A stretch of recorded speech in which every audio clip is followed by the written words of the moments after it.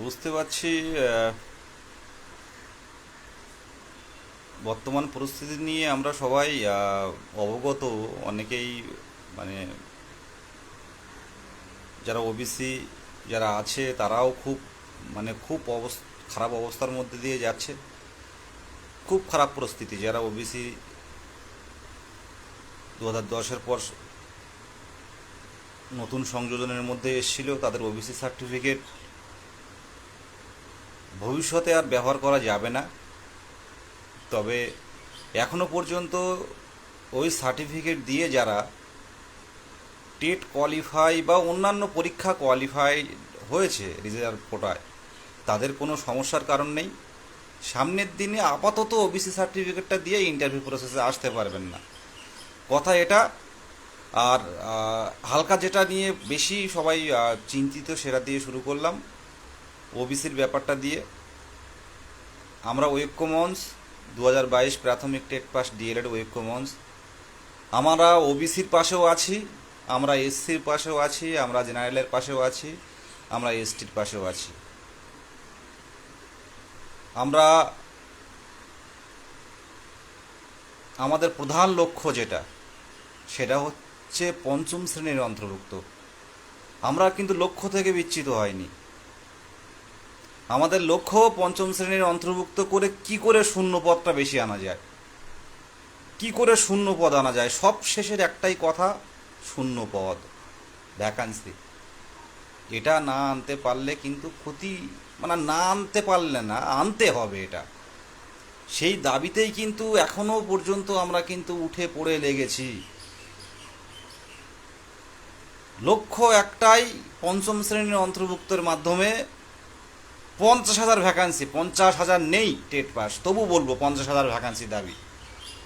2014 সালের পুনরাবৃত্তি দরকার একমাত্র। আজকে একটা পোস্ট করেছিলাম, আপনারা দেখেছেন, যে সরকারের ওএমআর দুর্নীতি থেকে শুরু করে বিভিন্ন দুর্নীতির যে খবর আমরা দেখতে পাচ্ছি, আমরা সাধারণ জনগণ জানি না কতটা সত্য কতটা মিথ্যা, দেখতে পাচ্ছি। এতে ভাবমূর্তি নষ্ট হয়, সত্য মিথ্যা পরে। ওবিসির ব্যাপারটা দেখলাম, যারা অবহেলিত সম্প্রদায়, বঞ্চিত সম্প্রদায়, তাদেরকে ওবিসি করল, সরকার নিজের থেকে ওবিসি করালো, তাদেরকে ওবিসি সার্টিফিকেট দিল, একটা শ্রেণীর মধ্যে, অনগ্রসর শ্রেণীর মধ্যে ঢোকালো। তারপর আবার হাইকোর্টের রায়ে সেটা ক্যান্সেল হয়ে যাচ্ছে। তো যে সরকার যাদের সুযোগ দিয়েছে, সেই সুযোগ থেকে কোর্ট বঞ্চিত করেছে। সরকার চেষ্টা করবে এটা, সরকার সুপ্রিম কোর্ট পর্যন্ত যাবে, এখানে আমাদের কিছু করার নেই। আমাদের লক্ষ্য যেটা, আমরা ঐক্যমঞ্চ, এসসির ঐক্যমঞ্চ, এসটির ঐক্যমঞ্চ, ওবিসির ঐক্যমঞ্চ, জেনারেল কাস্টদের ঐক্যমঞ্চ। আমাদের অতনু ভাই ব্রাহ্মণ, আমাদের ঠাকুরমশাই, ও লাইভ দেখছে। ও জেনারেল কাস্ট, হায়ার কাস্ট যেটা বলি আমরা, ভাই লাইভ দেখছে, আমাদের ঠাকুরমশাই লাইভ দেখছে। তাই বলছি যে আমরা সবার পক্ষে, ঐক্যমঞ্চ শিডিউল কাস্টের পক্ষে, শিডিউল ট্রাইবের পক্ষে, ওবিসি এর পক্ষে, ওবিসি বির পক্ষে, জেনারেল কাস্টদের সবার জন্য ঐক্যমঞ্চ। এখানে ভেদাভেদ নেই। আমাদের লক্ষ্য এখন একটাই লক্ষ্য, পঞ্চম শ্রেণীটা অন্তর্ভুক্ত করে সামনের সেশন থেকে যাতে একটা ভালো বড় একটা শূন্য পদ দিয়ে নোটিফিকেশন আনে। তাহলে যদি 2014 পুনরাবৃত্তি যদি হয়, তাহলে এসসিরও আলাদা কিছু থাকবে না, ওবিসিরও আলাদা কিছু থাকবে না, জেনারেল কাস্টদের জন্য আলাদা কিছু থাকবে না, সবাই চাকরিটা পাবে। এই দাবিটা উঠুক। কারণ এখন এই যা প্রসেস তৈরি হবে, কি হবে কোর্টের বিষয়ে কেউ বলতে পারবে না। কেউ আগে থেকে কেউ কোর্টের কোনো আইনের বিষয়ে কেউ বলতে পারবে না কি হতে চলেছে। তবে যারা টেট কোয়ালিফাই আছো তাদের ক্ষেত্রে কোনো সমস্যা নেই। এখনও পর্যন্ত যা রায়, যেটুকু পড়লাম বা বুঝলাম বা দেখলাম, তাদের কোনো ভয়ের কারণ নেই। কেউ যদি 82 পেয়েও পাশ করে থাকো বা 89 পেয়ে রিজার্ভ কোটায় পাশ করে থাকো, তাদের সার্টিফিকেট বৈধ।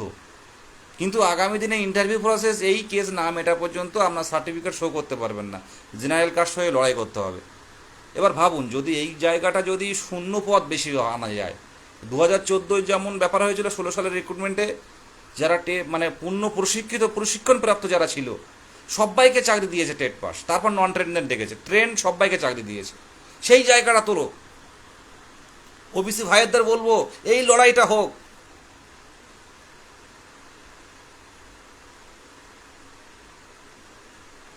2014 সালের টেট, 2016 রিক্রুটমেন্টে আপনারা জানেন ট্রেন যারা ছিল সবাইকে ডাইরেক্ট চাকরি দিয়েছিল, নামে ইন্টারভিউ নেওয়া হয়েছিল, পরবর্তীকালে নন ট্রেনদের ডাকা হয়েছিল। একটা সমাজ বঞ্চিত হয়ে যাচ্ছে সরকারের অবহেলার কারণে, সরকারের আইনের মানে যে আইন পাশ করার মধ্যে একটা ফাঁক থাকার কারণে। আওয়াজ তুলুন যে শূন্যপদ বাড়ান, শূন্যপদ বাড়িয়ে দিন, তাহলে কেউ আর সমস্যা তৈরি হবে না, নিয়োগে বাধা আসবে না। নিয়োগ কিন্তু আমাদের দিতে হবে খুব দ্রুত, এবছরেই কিন্তু নিয়োগ দিতে হবে। নির্বাচন মিটে গেলে কিন্তু নিয়োগ দিতে হবে। আর সলভ আপনারাই করবেন, সরকার সলভ করবে। এটা সলভ আমরা করতে পারি না। আমরা মনে করুন ওবিসি সম্প্রদায়, কথার কথা বলছি, এটা আমি বলছি না। আইনে আমি তো চাইনি ওবিসি, ওবিসি সরকার দিয়েছে, সরকারের কাজ এটা আমাদেরকে ঠিক জায়গায় নেওয়া। আপনি সুযোগ দিয়ে সেই সুযোগ থেকে বঞ্চিত করতে পারেন না। ঠিক তেমন আমার এসসি ভাইদেরও বলবো, ওবিসি ভাইদের বলবো, এসটি ভাইদের বলবো, আমাদের জেনারেল ভাইদের বলবো, জেনারেল কাস্ট ভাইদের বলবো, সবাই একসাথে আসুন, পঞ্চম শ্রেণীর অন্তর্ভুক্ত করে 2014 ট্রেন সবার নিয়োগ যেমন দিয়েছিল সেইভাবে নিয়োগ আসুক। আমরা লক্ষ্য থেকে কিন্তু বিচ্যুত হয়নি, ঐক্যমঞ্চ কিন্তু লক্ষ্য ঠিক রেখে দিয়েছে। আর সবচেয়ে বড় কথা যেটা বলার জন্য এই লাইভটা করছি, আপনারা বুঝতে পারছেন না, আপনারা কেউ বুঝতে পারছেন না, কেউ ফান্ডিং কেন দিচ্ছেন না বুঝতে পারছি না।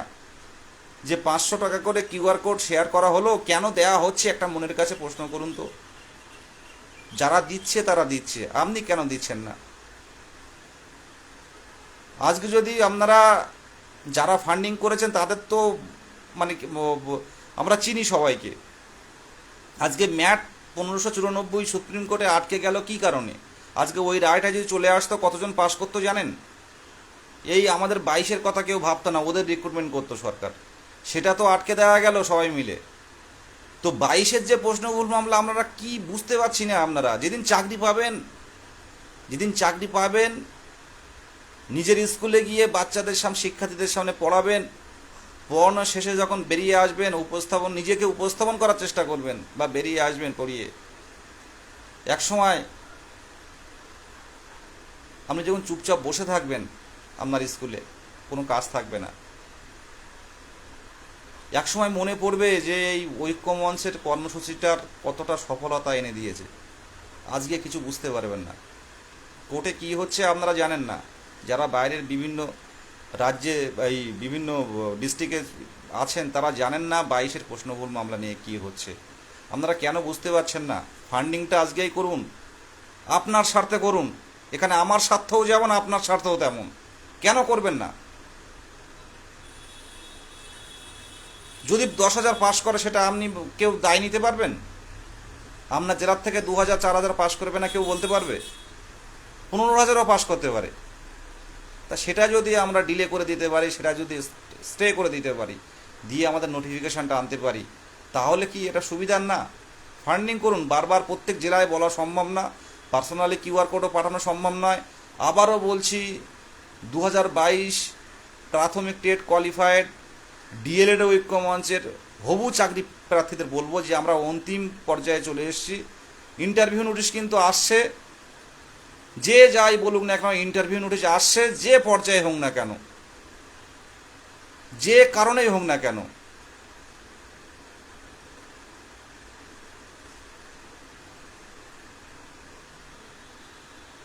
আজকে পেজে অনেকে দেখছিলাম যে নিয়োগ আটকে যেতে পারে এই কারণে। বুঝলাম নিয়োগ কখনো আটকাবে না, আপনি যদি সবার রিক্রুটমেন্ট করেন তো আটকাবে না। পাশের রাজ্য বিহারে সবাই রিক্রুটমেন্ট করেছে, সব রিক্রুটমেন্ট, টেট পাস মানে চাকরি। আমরা কি দোষ করলাম? এত কিছু, এত মানে রোস্টার, এত কিছু দরকার হবে না। এত ওবিসি আলাদা, এত এসসি আলাদা, এত মানে জেনারেল আলাদা। যদি শূন্যপদ বেশি থাকে তাহলে কোনো সমস্যা নেই, সবাই চাকরি পেয়ে যাবে। এই জায়গাটা আপনারা দাঁতে দাঁত চেপে লড়াই করুন। সময় কিন্তু এটা, আর চাকরি যদি হয়, যারা প্রাথমিকে আছেন এই প্রাথমিকেই চাকরি হবে, আর এবারেই চাকরি হবে। তাই বলবো যে আইনি পদক্ষেপগুলো নেওয়া হচ্ছে যাতে আমাদের কম্পিটিশনটা না বাড়ে, সেই পদগুলোর মধ্যে আসুন। ওবিসি ভাইদের বলবো আপনারা অযথা মানে এখন অতিরিক্ত চিন্তা ভাবনা করবেন না। সরকার যাচ্ছে, আমরা সবার পাশে আছি, আমি এসসি ভাইদের পাশে সব কথাই বললাম আমি। সরকার যাবে সুপ্রিম কোর্টে, এখানে আমাদের কিছু করার নেই, আমরা গিয়ে কি করব? কোথাও কোনো জায়গায় যাওয়ার নেই। আমরা হচ্ছে বঞ্চিত শ্রেণী, আমার ভাইয়েরা যারা ওবিসি ভাইয়েরা বঞ্চিত হয়েছে তারা হচ্ছে বঞ্চিত শ্রেণী, তারা তো কিছু বলতে পারে না। সরকার নিজের থেকে যাবে, এটা সরকারের ফল্ট, সরকার ঠিক করবে, সরকার চ্যালেঞ্জ করবে সুপ্রিম কোর্টে, সরকার আইনসভায় আইন করে আইন মেনে যে পদ্ধতিতে দরকার হয় এই ওবিসিদের আবার ফিরিয়ে আনবে, সেটা সরকারের ব্যাপার। কিন্তু আমাদের কাজ যেটা, আমাদের চালিয়ে যেতে হবে, আমাদের লক্ষ্য থেকে বিচ্যুত হলে হবে না।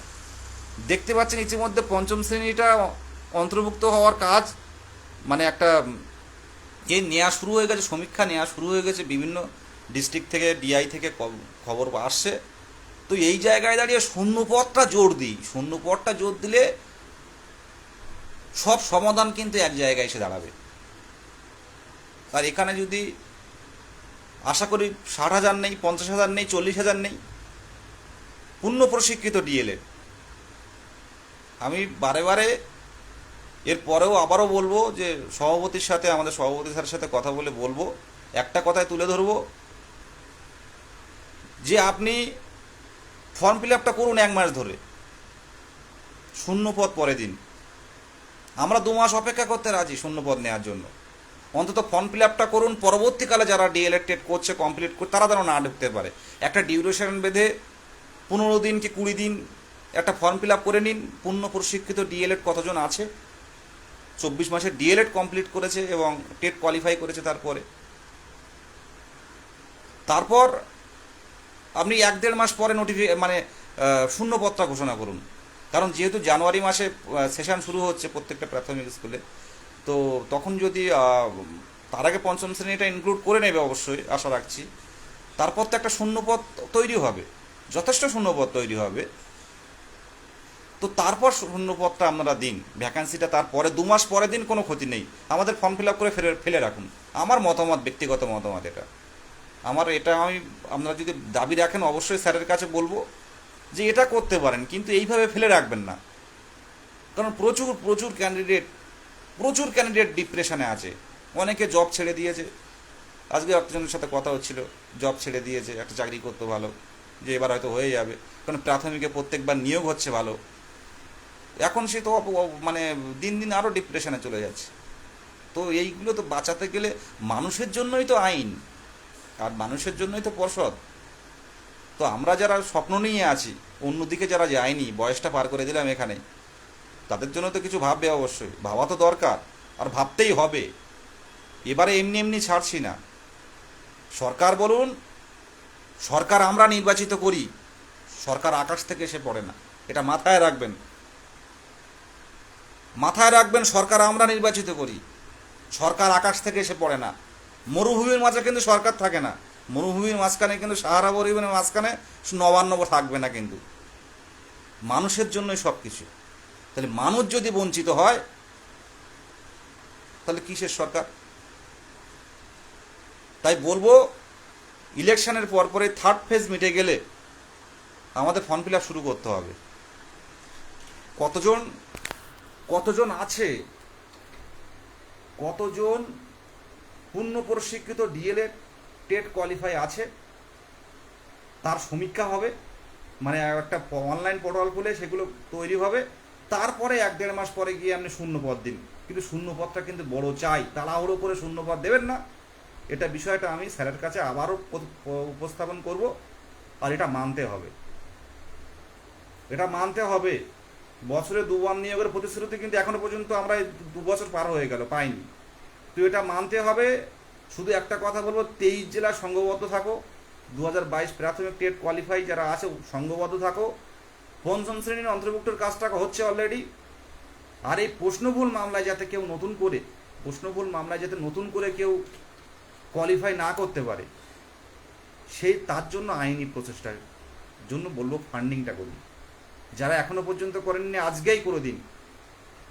200-100 দেবেন না, কারণ এতে সত্যি কথা বলতে কি 200-100 দিয়ে এই ভালো অ্যাডভোকেট দাঁড় করানো কিন্তু খুব চাপের হয়ে যাবে। যাদের একটু মানে খুব একটু অবস্থা সম্পূর্ণ, আপনারা একটু যা পারেন একটু ফান্ডিং করুন। আর যাদের অবস্থা নেই তাদের কী বলবো বলুন, অনেক গরিব মানুষ আছে, মানে অনেক বোনেরা আছে তাদের সংসারের টাকা বাঁচিয়ে ফান্ডিং করে, গল্প করে ফোনে বলে দাদা সংসারের টাকা বাঁচিয়ে এই আপনাকে 200-300 টাকায় ফান্ডিং করলাম, দাদা চেষ্টা করুন। তো সত্যি এইসব মানুষদের জন্য লড়াই বা এইসব মানুষদের জন্য নিজের যে শক্তিটা আরও বেড়ে যায়, লড়াই করার মানসিকতাটা আরও বৃদ্ধি পায়। তো এই জন্য বলবো যে আপনারা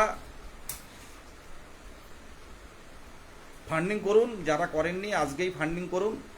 ফান্ডিংটা করা কিন্তু জরুরি। বিশেষ কথা বলাবো না, সংক্ষেপে শেষ করলাম। আজকে ফান্ডিং করুন, আগামী দিনের এই ভালো ফল কিন্তু আপনারা পাবেন, এবং তখন বলবেন যে এই পদক্ষেপগুলো সত্যি খুব গুরুত্বপূর্ণ পদক্ষেপ ছিল। ধন্যবাদ। 2022 প্রাথমিক টেট পাস ডিএলএড ওয়েব কমন্সকে।